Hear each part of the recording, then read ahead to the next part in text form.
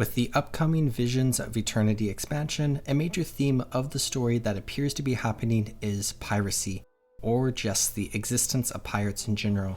Throughout this expansion, we should expect to meet a variety of pirates, both friendly and enemies, and maybe even participate in some pirate-themed activities here and there in the new maps.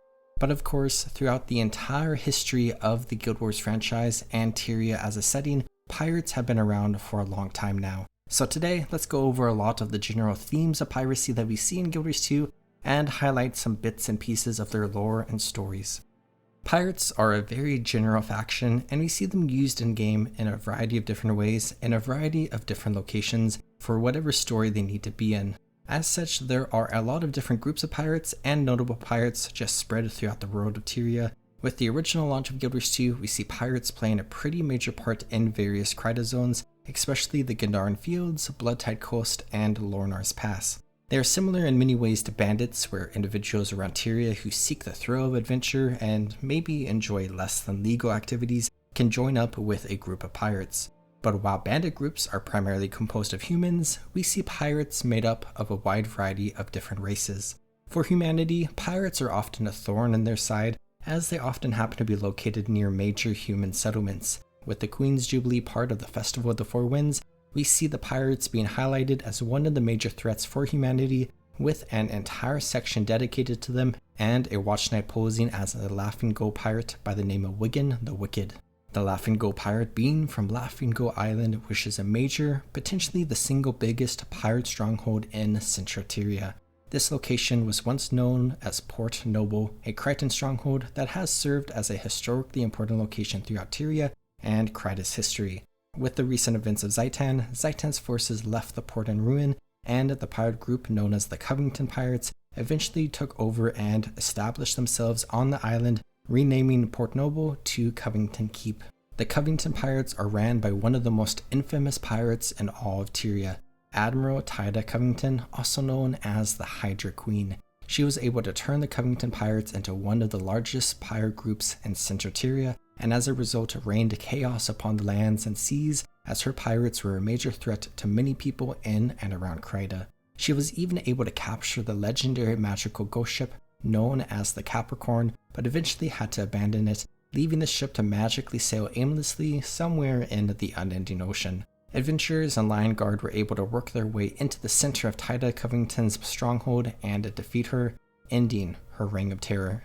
Though Tyria is only one of many pirates, she was once a member of the Captain's Council, the ruling body of the free port of Lion's Arch, once the capital of Kryta. When Lion's Arch was destroyed from the Great Flood unleashed when Zhaitan rose o'er, pirates and others were able to transform the ruins of Lion's Arch into a safe haven for the people of Tyria. Swearing no allegiance to any nation, this is a central location in Tyria that people from all across Tyria can come to find safety, trade, and access a wide variety of services.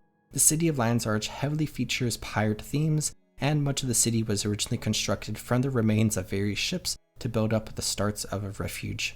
Over the years, Lion's Arch has changed a lot and was drastically rebuilt following the attacks of Scarlet Briar. But through it all, Lion's Arch remains as a safe haven for people and one of the most important locations in all of Tyria for trade, with the Lion Guard having a strong influence across the Lion Road, stretching from Lion's Arch to some of the far-reaching edges of Central Tyria. The original leader of the Captain's Council was the famous Councillor Cobiah Mariner. Mariner played a major part in the founding of Lion's Arch as a free port, and worked to build the city up while defending it against the threat of Zhaitan.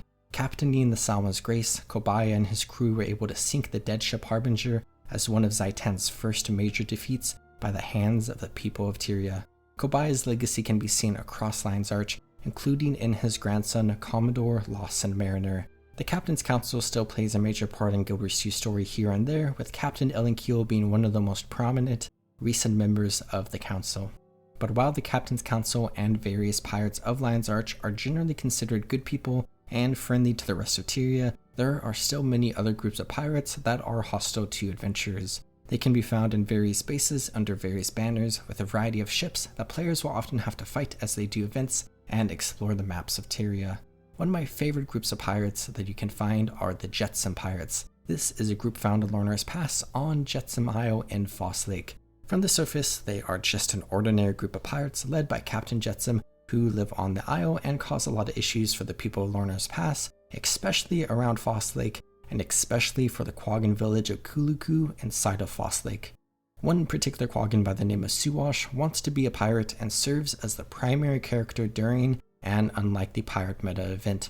Since the Jetsam Pirates denied Suwash's request to join them, you can go ahead and fight against the Jetsam Pirates around the Isle and eventually defeat Captain Jetsam. But of course, Suwash has a different approach to piracy than Jetsam, where Suwash wants the pirates on this Isle to be peaceful, and if you successfully defeat Jetsam, he will mope in the corner as Captain Suwash controls the Isle, and all the pirates around here are friendly to players and aren't a threat to the Quaggans of Kuluku. And I just love Suwash so much. He's just a friendly little guy who not only wants his village to be safe, but just wants to be a pirate. He doesn't want to be the kind of pirate who kills and loots people, he just wants to be a pirate that lives on ships and says "arr" and stuff. And because of that, Suwash is just one of my favorite pirates and Quaggans in Guild Wars 2. But one of the most popular pirates in the entirety of Guild Wars 2 is Captain Wayant. This is a ghostly pirate that you can find in Sharkmaw Caverns back in Lion's Arch. This is an incredibly fun jumping puzzle with so many iconic features, but as you progress through the entire puzzle, you will listen to Wayant telling stories and narrating your journey through the caverns. As you figure out each puzzle and beat every challenge, you eventually reach the ghost of Captain Wayant and can loot a treasure chest to get some rewards.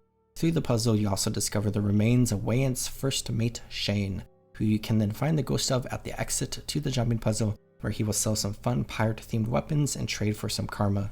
Which, if you want to create a pirate-themed character, this is definitely a good vendor to check out and browse the wares of. And Wayant is just a really fun pirate who a lot of players have very fond memories of, as Sharkmaw Caverns is one of the most beloved jumping puzzles in Guild Wars 2.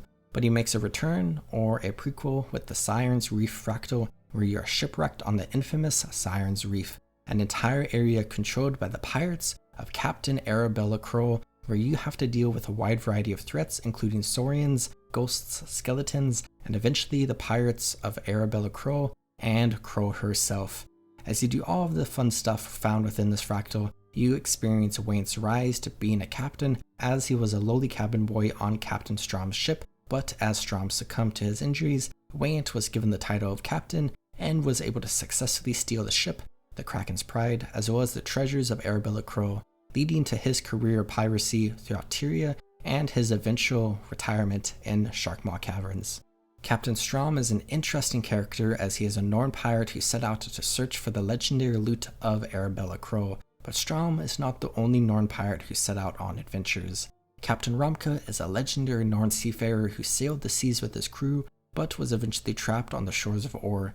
For players who play through the personal story, you interact with the ghost of Captain Ramka as you search for his legendary map to aid you in your quest against the Elder Dragon Zaitan. But Norn players may have some special memories of this character, as a major biography question for Norn players is that they lost a family heirloom, an heirloom by the name of Ramka's Horn, meaning that a player who plays a Norn and selected this story option is the descendant of Captain Ramka himself. With everything we have talked about so far, we have been heavily focused on the pirates of Central Tyria, but there is another large aspect of piracy in Tyria, and that is of the Corsairs of Elona.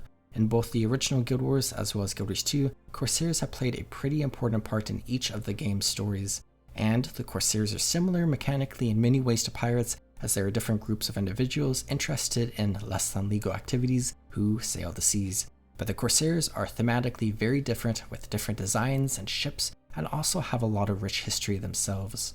The Great Corsair Wars, of which 2 have been recorded, are major events in the history of Elona, of which Corsairs gathered and formed armadas and fought each other and others.